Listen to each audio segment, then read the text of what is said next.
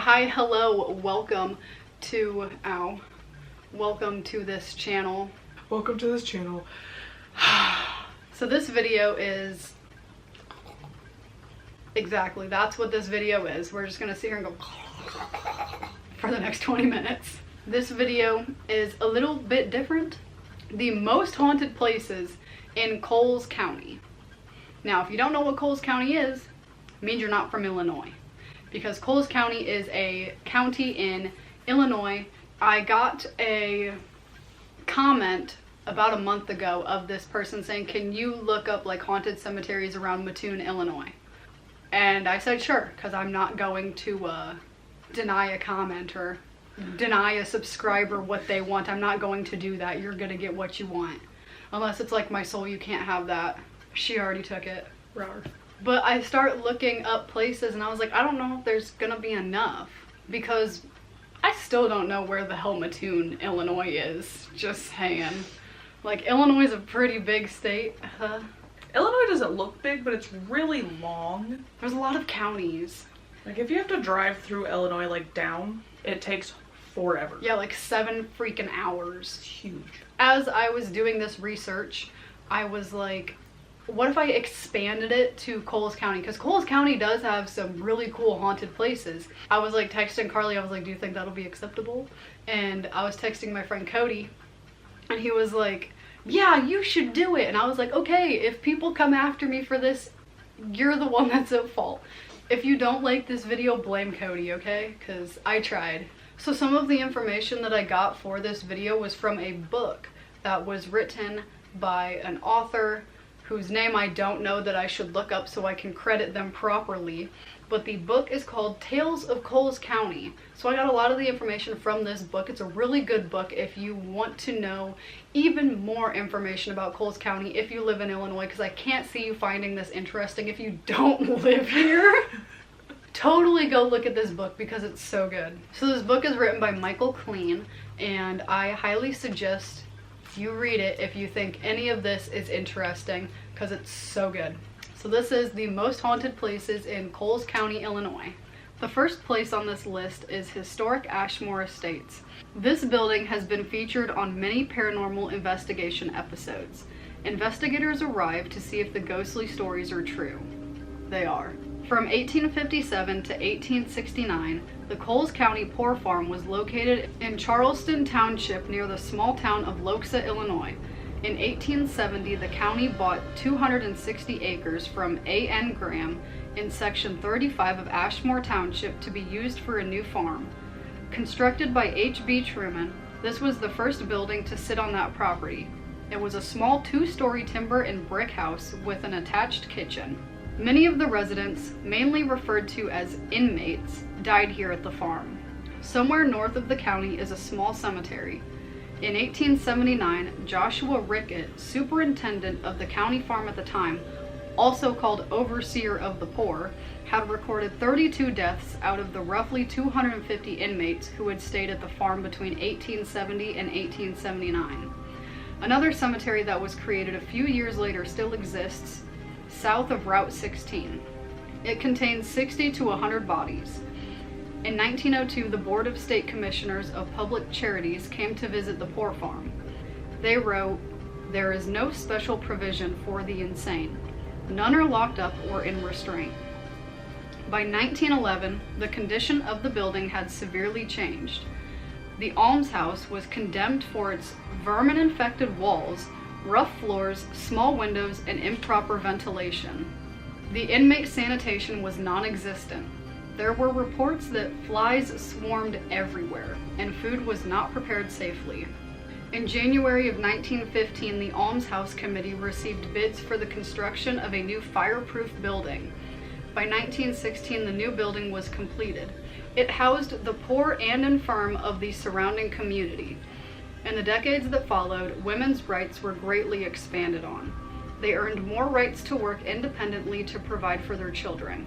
In 1959, Coles County sold the almshouse to Ashmore Estates. They opened the building as a private psychiatric hospital. After only 5 years, in October 1964, the psychiatric hospital had to close due to debt. In 1965, the institution reopened, but changed its focus from a private facility to one that accepted patients from the state mental institutions. By 1968, they housed 49 residents, including 10 that had epilepsy. In July 1976, Paul Swinford and Galen Martini bought the institution. They were originally going to build a new one-floor residence to house up to 100 patients, but the state refused to approve.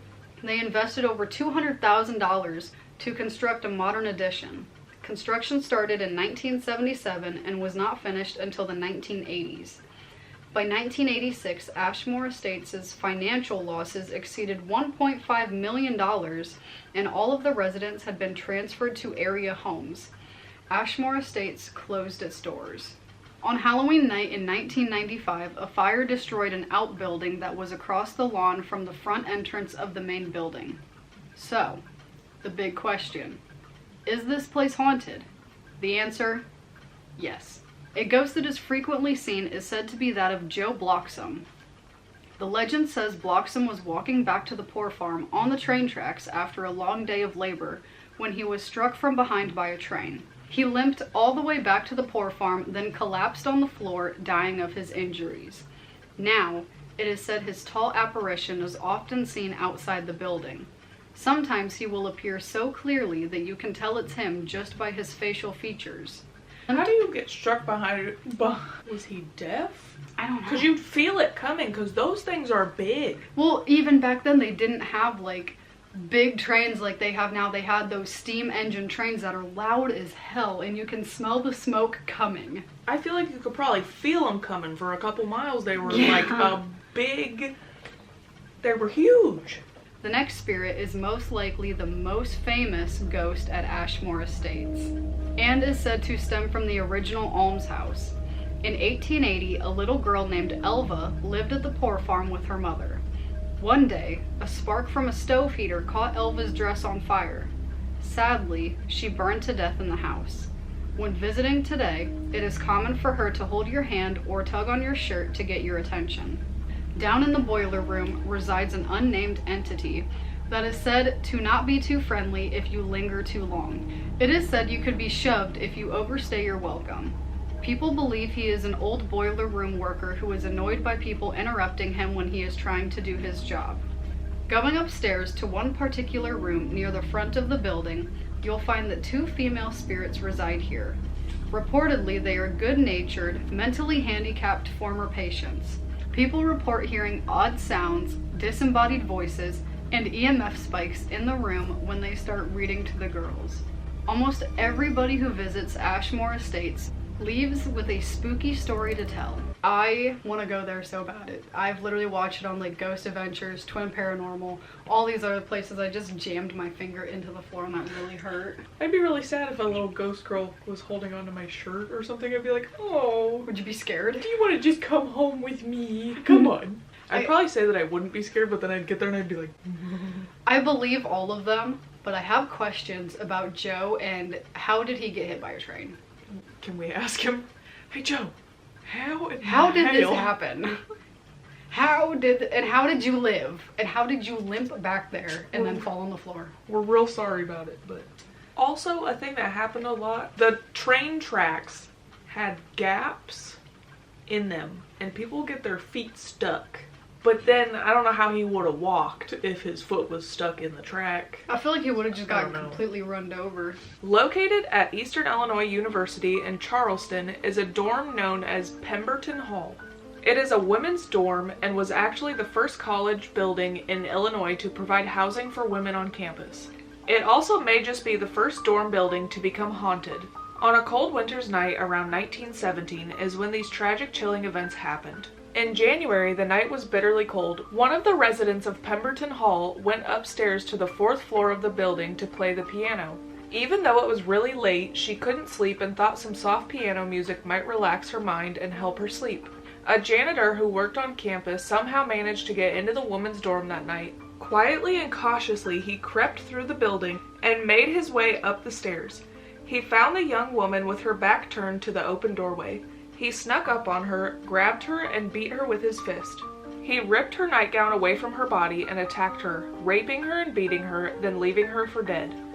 He escaped and vanished into the night. The young woman was still alive, but barely. She managed to drag herself down the stairs, leaving a bloody trail behind her. She crawled down the steps slowly. As she pulled her dying body through the hallway, she would feebly scratch on doors, trying to wake somebody up to help her. Finally, she made her way to the counselor's door and was able to wake her up. By the time the counselor came to the door, she found the young woman in a pool of blood, her body bruised and lifeless.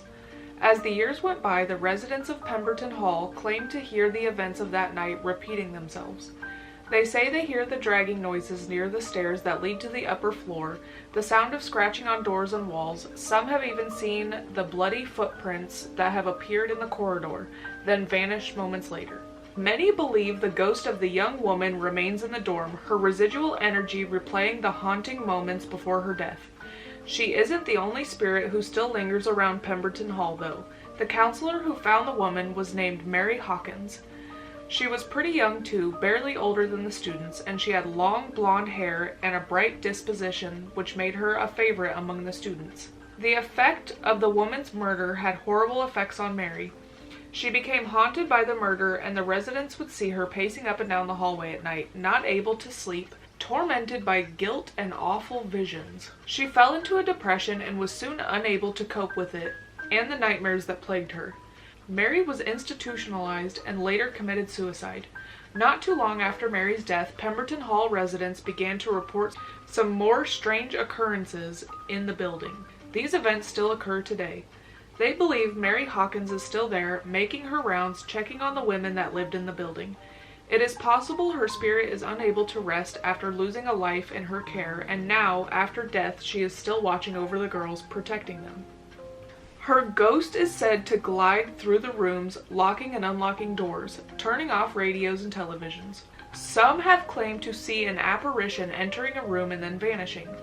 One former student said there was a string of incidents in the fall of 1952. The girls were being woken up all hours of the night from banging on doors and knocks that sounded like they were coming from inside the walls.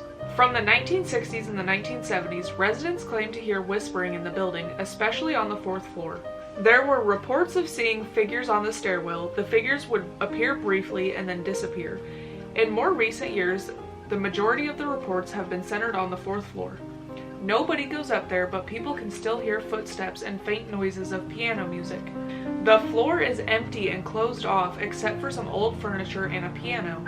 Is it possible that the girl is still up there playing the piano to relax her mind?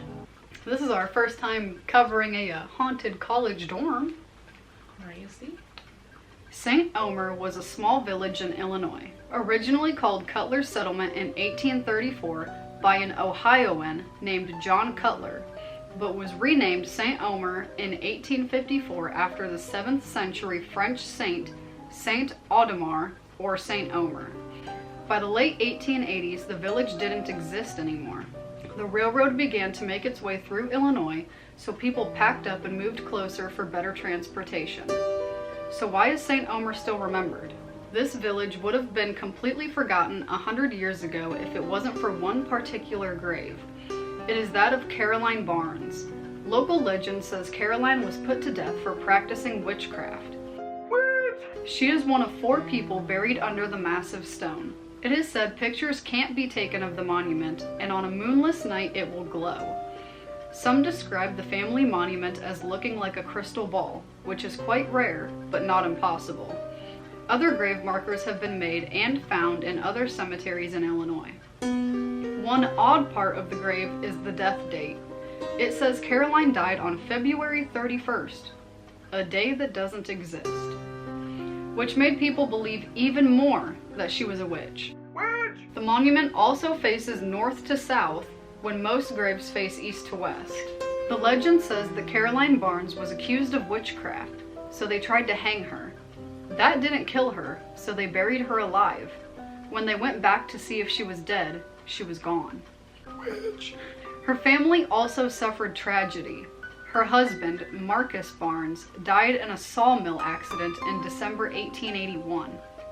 Although there is no historical evidence to prove that Caroline was accused of witchcraft, the locals still feel uneasy having it brought up. It is more likely that she died young of a now treatable illness. Her grave attracts many visitors that keeps the history of the town alive. She isn't the only tragic death in the area, though. Not far from St. Omer is the site of another death. Airtight Bridge is a steel bridge spanning the Embers River in Coles County. This bridge was used like any other rural bridge, a place for kids to drink, swim, and hang out, until a horrific event happened. On October 19, 1980, two men saw a body 50 feet up the river. They noticed something wasn't right. The woman's nude body had been brutally mutilated. She had no head, no hands, and no feet. Almost a year after the body had been discovered, there was still no identification. The body was laid to rest in Charleston's Mound Cemetery under the name Jane Doe. People who remembered the incident would come to her grave and leave flowers. 12 years after the discovery of the body, in 1992, the Sheriff's Department held a press conference to announce that the identity of the body had been discovered. Her name was Diana Marie Riordan Small, a resident of Bradley, Illinois. She disappeared from her home a short time before her remains were found over 100 miles away. The reason that no one could identify the body is because she was never reported missing. Her husband told police he wasn't all that concerned because Small had left home on occasions before. In October of 2008, a gravestone with her actual name was put up. The killer continued to remain a mystery until 2017, when her husband, Thomas Small, was arrested. It appears her death was due to a fight they had, and he ended up murdering her. Today, it is said Diana's spirit is quite restless under the bridge. Cars will stall out on the bridge, cold spots develop mysteriously, and people say the wind doesn't blow on top of Airtight Bridge. Diana's head has never been found, so is it possible she will forever be at unrest because her head was never found? These kind of stories just make me so mad. Because she was missing for a really long time. And her husband's like, well, I never reported her because, she probably just left. Like, that's a big red flag. And then you don't go, well, maybe her husband killed her. No, we'll just wait 2 decades. Sitting along quiet roads at the crossroads of East County Road 1020E and East County Road 600N, south of Coles County Airport, the legend surrounding the cemetery isn't well known, even to the locals. This cemetery has gotten the nickname Ragdoll Cemetery. The origin of this legend varies from person to person. The legend goes like this. There once was a little girl around the age of 8 or 9. The year in which the story takes place changes. This little girl loved her rag doll. The girl died, some people say due to illness and others say due to murder. In the case of illness, she asked to be buried with her doll. In the case of the murder, her dying wish went unknown or was ignored. All versions of the legend say that the little girl who was never separated from her favorite toy in life was eternally separated from it in death. Some stories say her doll forever searches for the little girl's grave. In others, the girl's ghost forever searches for her doll, which was lost in the cemetery. A third version says the doll appears every night to look for the girl's killer. The doll is said to hang from the oak tree near her grave, where it waits to drop down on unsuspecting trespassers. The Coles County leader suggested a possible girl to be the girl in the story. Sally T. Hill died in 1873 when she was 8 years old. Back then, before the 1950s, many children died of diseases like cholera and tuberculosis. And this last one has nothing to do with the paranormal. This is just something really weird that I saw while researching, and I was like, I have to add this in because what the heck? In early September 1944, a strange series of events occurred in Mattoon, Illinois. It looked as if the town was under attack by a mysterious man in black who was spraying some sort of paralyzing gas into the windows of unsuspecting residents. Nobody knows who he was or what his intentions were, as he vanished and was never seen again. On August 31st, 1944, a man woke up during the night feeling sick. He questioned his wife about leaving the gas stove on. but when she tried to get out of bed to check, she was unable to move. Later, they found out a neighbor experienced the same thing that same night. The next night, Mrs. Burt Kearney was woken by a strange, sweet smell in her bedroom. She tried to move and realized she was temporarily paralyzed.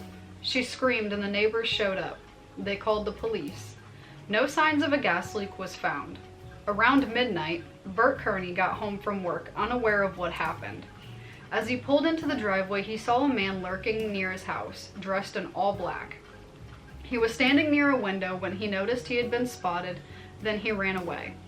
Kearney thought the man was a window peeper. Events of the last 2 nights became public, and it sent the town into a panic. By September 5th, the police had gotten reports of 4 more gas attacks. The details were all eerily similar, even though none of the witnesses had compared notes or had their stories checked.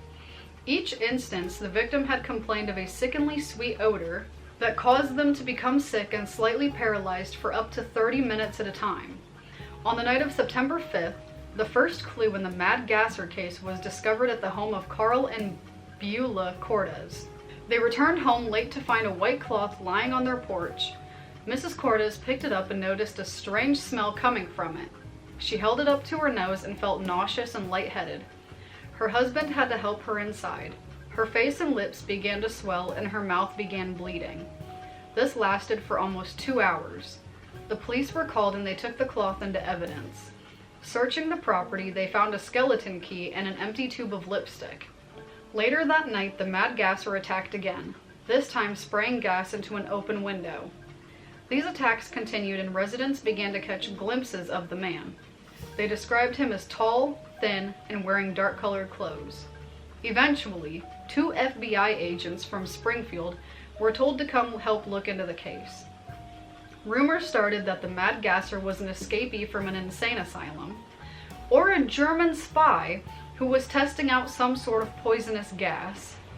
The public began taking matters into their own hands, organizing watches and rallies. The attacks didn't stop though. By September 10th, the paranoia was at its peak. FBI agents were trying to track down the type of gas being used in the attacks without much luck. The Mattoon police had enough. The police started to dismiss the claims, telling residents they were imagining things. Stories in newspapers said the women in town were making it up as a desperate cry for attention. On September 12th, the Mattoon police chief issued a final statement saying, "The whole case was a mistake from beginning to end." He said large quantities of carbon tetrachloride gas was used at the local Atlas Diesel Engine Company, and that this gas must be causing the reported cases of illness and paralysis. It could be carried throughout the town in the wind and could have left the stains that were found on the rag at one of the homes. A spokesperson for the Atlas Diesel engine plant denied the allegations and refused to take the blame, saying the gas didn't cause ill effects in the air and was only used in their fire extinguishers. The last Mad Gasser attack took place on September 13th. This was the last incident, but also the strangest. It occurred at the home of Mrs. Bertha Bench and her son Orville. They said the attacker was a woman who was dressed in men's clothes and sprayed gas into a bedroom window. The next morning they found footprints that appeared to have been made by a woman's high heel in the dirt below the window. After this, the Mad Gasser of Mattoon was never seen or heard from again. I like how they were like, I've had enough, so it never happened. Let's just blame this company and call it quits. And then also, stop leaving your windows open if people are spraying gas in your window. Yeah. I know that it might be hot in your house, but you won't get paralyzed by it. And the fact that today they still don't know what the heck was going on. And I love how the people at the plant were like, we're not taking the blame for this. Who the fuck do you think you are? It wasn't me. So if anybody, like, their parents remember that or anything, or you remember that, tell me. I need to know this kind of information. What the heck was going on there? You can like this video. You can comment on this video. You can even subscribe to the channel. Scandalous. And if you didn't like this video, blame Cody. That's what we do.